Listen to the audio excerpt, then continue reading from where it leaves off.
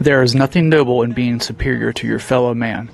True nobility is being superior to your former self. Ernest Hemingway.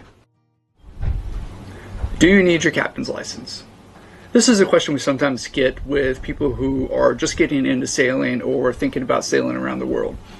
And the answer is no. If you are going to operate your own personal recreational vessel without taking passengers for hire or operating in any sort of business sense, you can sail a 300-foot vessel that you just bought and have no idea how to run all the way around the world. Now, finding somebody to insure that is probably going to be a little bit of a bigger problem for you, because nobody's going to insure you when you decide that you are going to run into a bridge or run over other boats because you have no idea what you're doing. Lisa and I both have our Merchant Mariner credentials now, making us official U.S. Coast Guard masters or captains. So how we did that was we attended the Chapmans School of Seamanship down in Stuart, Florida. We took their 11-week professional mariner training program. It's an 11-week course on everything from customs and courtesy on the water to life-saving training. The course is designed to make you a licensed master of vessels up to 100 gross tons, provided you have the requisite experience. For this video, I'll be speaking about the U.S. Coast Guard, although there are obviously other national standards that are equivalent. There are several levels of licensure with the U.S. Coast Guard, starting at OUPV, which is the Operator of Uninspected Passenger Vessels. It allows you to take up to 6 paying customers on a boat that is not inspected by the U.S. Coast Guard. After that, it goes to 25 gross tons, and then on up to 1,600 and unlimited, depending on your level of experience aboard boats. If you've only been on a 30-foot sailboat, they're not going to give you an unlimited license. You have to have the experience on boats similar to the license that you're applying for. There are also different navigational areas, such as inland, near coastal, oceans, and Great Lakes. So again, depending on your experience and where you have that experience will determine what license you get from the U.S. Coast Guard. I won't go into the specific requirements for qualifying for every license because they change anytime the U.S. Coast Guard determines that they need to change. So check the link in the description below if you want to look up any of that information. The Chapmans Program was an outstanding curriculum. We had a great time there. We first started with classroom training on theory and basic marine vocabulary and boat construction. We learned navigation, radar theory, basic vessel maintenance, and general electronics aboard vessels. We were trained in the STCW, which is Standards of Training, Certification, and Watchkeeping. We conducted the required first aid and CPR courses. We trained in the use of pyrotechnic emergency signaling devices on the water as well as in the classroom. We also conducted firefighting training aboard mock vessels at the firefighting training facility at Port Canaveral, with firefighting gear, live flame, and water. While all of that is fantastic training by itself, the one thing Chapmans provides that most schools don't is time on vessels on the water.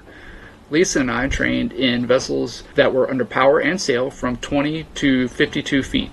We were aboard sailing vessels, we were aboard large fishing vessels like the Hatteras. We were taught the sailing portion by ASA instructors. While this didn't go as in-depth as like an ASA 101 class, as we didn't get any ASA certification from this, it was taught with the same curriculum, only in a truncated sense, so we didn't get the certificate. We practiced towing vessels with hip tow and line tow, both as the towed vessel and the towing vessel. We transferred crew between vessels underway and had many iterations of docking, disembarking, or coming alongside a pier under all sorts of conditions, with different tides, different winds, even different propulsion systems. We did it with outboard motors, single screw, 2-screw engines. We did it with under sail, all sorts of conditions in all sorts of boats.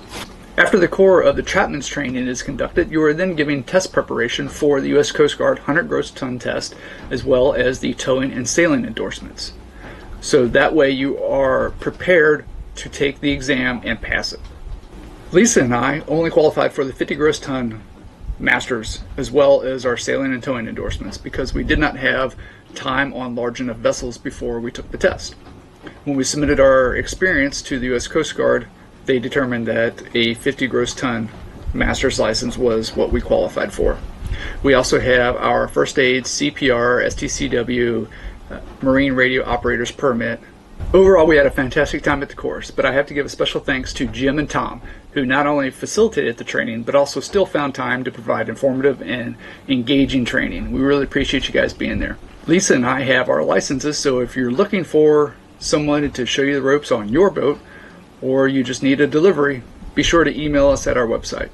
And if you're looking for more training or you want to become a U.S. Coast Guard captain yourself, I highly recommend the training down at Chapmans. It was great. For this video, we're doing a giveaway. We are going to be giving away the Chapmans Piloting and Seamanship 68th edition.